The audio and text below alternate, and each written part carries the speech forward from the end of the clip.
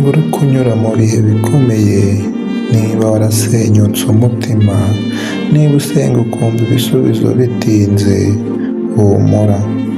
Hari ikintu kimwe ugomba kumenya: kuba Imana icecetse ntibivuze ko yagutaye. Hari abantu benshi muri iki gihe babyuka bafite umutwaro uremereye mu mutima.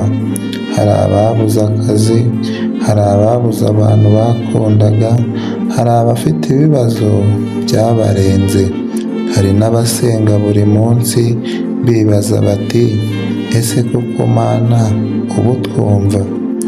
Ariko hari ukuri abantu benshi bibagirwa: Imana ikora no mu gihe tutabona ibyo iri gukora.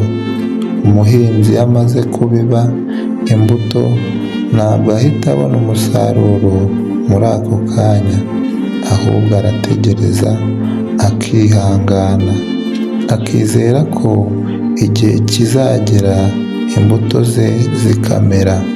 No mu buzima ni uko bimera.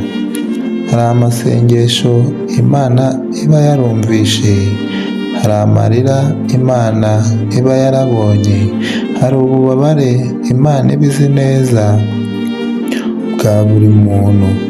Kandi nubwo ibisubizo bishobora gutinda, ntabwo biba byararangiye.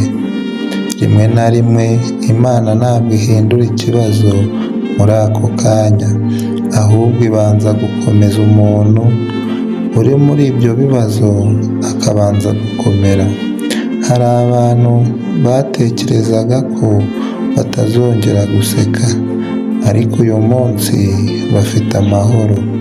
Hari abatekerezaga ko urugendo rwabo rwarangiye, ariko Imana ibafungurira izindi nzira. Niba uyu munsi ubuzima bugukomereye, ntukareke kwizera, ntukareke gusenga, ntukareke gukomeza gukora ibyiza, kuko ibihe bikomeye si byo bigena iherezo ryawe. Imana ifite ijambo rya nyuma ku buzima bwawe. Komeza urugendo, komeza kwizera, komeza kureba imbere, kuko umwijima w'ijoro ushira, izuba rikarasa. N'ibihe urimo nabyo bizashira.